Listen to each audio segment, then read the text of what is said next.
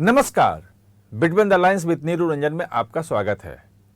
आज हम बात करेंगे छत्तीसगढ़ के जो आबकारी घोटाला है, शराब घोटाला है उसकी, और उसमें जो वहाँ के मुख्यमंत्री हैं बघेल साहब, उनके बेटे भूपेश बघेल के बेटे जो हैं वो गिरफ्तार हो गए हैं। खैर, गिरफ्तारी अलग मुद्दा है, वो पॉलिटिकल चीज़ें चल रही हैं, वो कांग्रेस हमलावर है, भूपेश बघेल हमलावर हैं, वो राजनीतिक कारण है, ये तमाम चीज़ें कही जा रही है और कही भी जाएंगी, पॉलिटिक्स में ये होता है। लेकिन वो घोटाला क्या था और कैसे कच्ची शराब से पक्की कमाई की गई और हजारों करोड़ की कमाई की गई, कैसे चल रहा था पूरा खेल, और इस खेल को रोकने के लिए कैसे कोशिश की गई और सुप्रीम कोर्ट से तो रुकवा दी भी गई। जो ईडी की जो एफआईआर थी, इसको ECIR बोलते हैं, इन्फोर्समेंट कंप्लेंट जो है वो इन्फॉर्मेशन रिपोर्ट होती है, तो ECIR को खत्म करवा दिया, क्वेश करवा दिया था सुप्रीम कोर्ट ने। फिर भी ईडी कैसे दोबारा उस केस में आई और अब जाकर के भूपेश बघेल के बेटे को गिरफ्तार किया। पूरे मामले को एक बार समझते हैं, आप चौंक जाएंगे, मैं सच कह रहा हूं, आप चौंक जाएंगे कैसे खेल हो रहा था। तो जो सबसे बड़ा खेल, 3 स्तर पे वहां पे खेल चल रहा था, तीनों स्तर पे था। एक तो पहले ये था कि जो शराब बेचने वाली, सप्लाई करने वाली कंपनियां थी, सीधे उनसे डील की जाती थी कि अगर वो शराब वहां बेच रहे हैं तो उनको कमीशन देना पड़ेगा, और सीधे कंपनी डिस्टिलरी जो होती थी वहीं से कमीशन लिया जाता था। ये तो एक पार्ट था, इसमें बहुत बड़े कमीशन की बात नहीं थी। दूसरा पार्ट ये था कि जो फॉरेन लिकर, जो विदेशी शराब ब्रांड जो होते हैं, उसको जो बेचने वाली कंपनियां थी, तो उनका ये कहना था कि अगर आप अपना शराब जो है कोटा बढ़वाना चाहते हो, आपकी शराब ज़्यादा बिके यहाँ पे, तो आपको उसके लिए पैसे देने पड़ेंगे, और तमाम कंपनियों ने इसके पैसे दिए थे। वो भी करोड़ों में था, बहुत बड़ा नहीं था। सबसे बड़ा जो खेल था वो था कच्ची शराब का, देशी शराब जिसे कई जगह कहते हैं। वो कच्ची शराब में सबसे पक्की कमाई जो हुई वो कच्ची शराब में ही हुई। तो था ये कि छत्तीसगढ़ में जो शराब की बिक्री का जो काम देखता है वो Chhattisgarh state marketing corporation limited वो देखता है, और कच्ची शराब बनाने वाली दूसरी कंपनियां हैं, वो शराब का सप्लाई करती है, और वो शराब खुदरा में प्रति बोतल वो बिकता था, और उस पे टैक्स वगैरह लग करके सरकार की आमदनी होती थी, जो छत्तीसगढ़ स्टेट मार्केटिंग कॉर्पोरेशन है उसकी कमाई होती थी, और वो सब बिल्कुल फेयर ढंग से वो होना चाहिए था। लेकिन वो हुआ नहीं।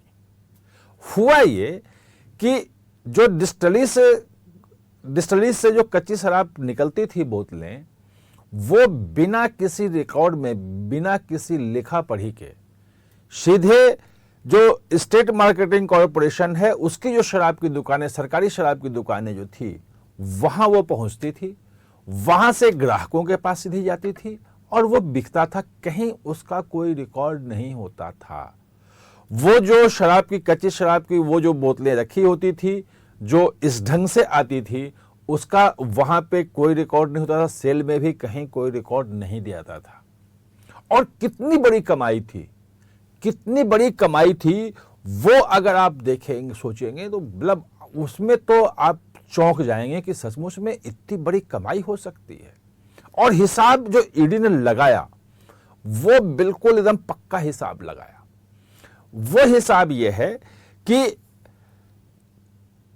जो पेटी होती है शराब की, कच्ची शराब की जो बोतली थी, उसमें जो है वो लगभग 12 जो है वो एक केस में होता है बोतल, और पूरी की पूरी जो बोतल है जो आती थी इनके पास, वो जो बिकता था वो 570 रुपये, 560 रुपये में डिस्टिलरी से जो है वो आता था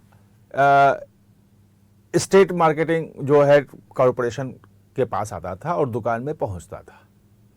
वहां जो वो खुदरा कीमत उसकी थी, उस पूरे केस की जो जितनी बोतलें उसमें होती थी उसकी खुदरा कीमत जो थी वो थी 2880 रुपये, यानी कि 2320 रुपये का उसमें प्रॉफिट था। प्रॉफिट का मतलब कि उसमें टैक्सेस भी जाते थे, जो स्टेट मार्केटिंग कॉरपोरेशन है उसके भी अपने पैसे गए, और जो दुकान का जो अपना जो खर्चा है बिकता था उसका भी अपना प्रॉफिट होता था। सब कुछ मिला करके वो ये रखा जाता था।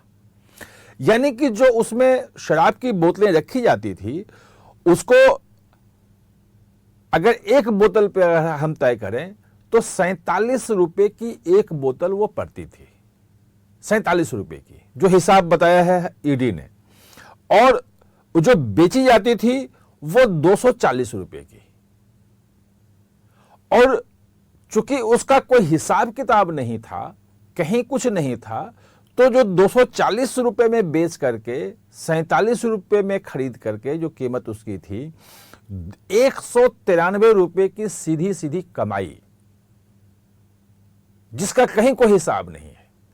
और ईडी का जो अनुमान है, जो शुरू में बताया था हमें, वो कि लगभग 1500 करोड़ से 2000 करोड़ रुपए के बीच में सीधे सीधे 2-3 सालों में 19-20 से लेकर के और 22 तक में ये इतनी कमाई कर ली गई। और ये जो कमाई है ये हर जगह बढ़ती थी, जिसमें भूपेश बघेल के बेटे का भी नाम आया है कि कैसे उन्होंने पैसे लिए हैं, पैसे लिए जाने के सबूत भी मिले हैं, वो कोऑपरेट नहीं कर रहे थे इसलिए उनको गिरफ्तार किया गया है। अब अगर देखेंगे कि ये कमाई बढ़ाने के लिए भी बहुत सारे काम किए गए। पहले लगभग अगर 2019-20 में देखेंगे तो हर महीने लगभग 200 ट्रक शराब की जो है डिस्टिलरी जो है सप्लाई करता था। वो टारगेट दिया गया कि भाई अधिक से अधिक शराब बेचो, लोगों को दो, क्योंकि इसमें कमाई हो रही है। 47 रुपए के बोतल पे 193 रुपए की कमाई हो रही है। तो 2022 में 22-23 में जब तक ये चला, उसके बाद तो ईडी घुस गया, जांच होने लग गई तो सब रुक गया। लगभग 400 ट्रक से ज्यादा हर महीने वो शराब की सप्लाई होने लगी, कच्ची शराब की। तो आप सोच सकते हैं कि कितनी बड़ी कमाई वहां हुई होगी। और जब ईडी इस मामले की जांच करने लगा, ईडी कैसे घुसा ये भी बहुत इंटरेस्टिंग है। अगर आप सुनेंगे तो उसमें भी ज्यादा आपको समझ में आएगा कि कैसे खेल हो रहा था।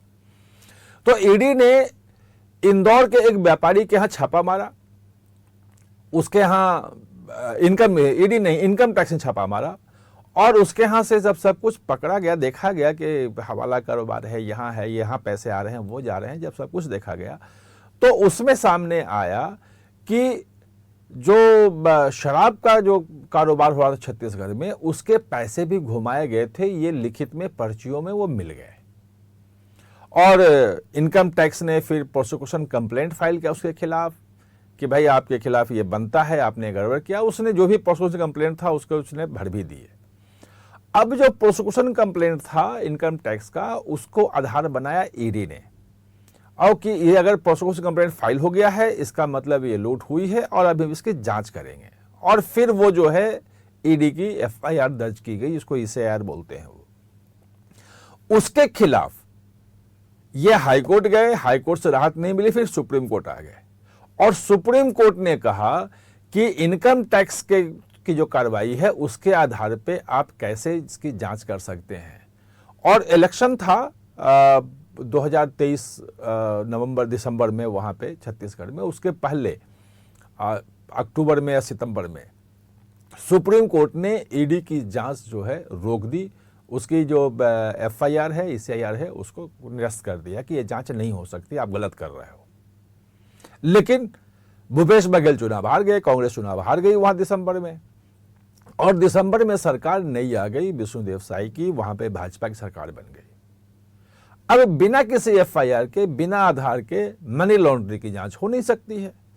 पूर्व शर्त है ये कि कोई ना कोई केस पहले से रजिस्टर होना चाहिए, जिस मामले में ईडी जांच कर सकती है। वो नियम है उसमें मनी लॉन्ड्रिंग का।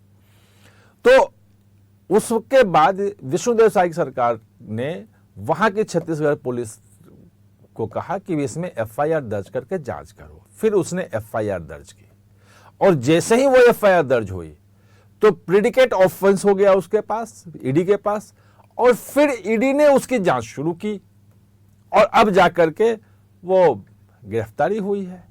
47 लोगों के खिलाफ एफआईआर वो है, बड़े बड़े लोग उसमें अंदर हैं और कई लोग और अरेस्ट होंगे वो।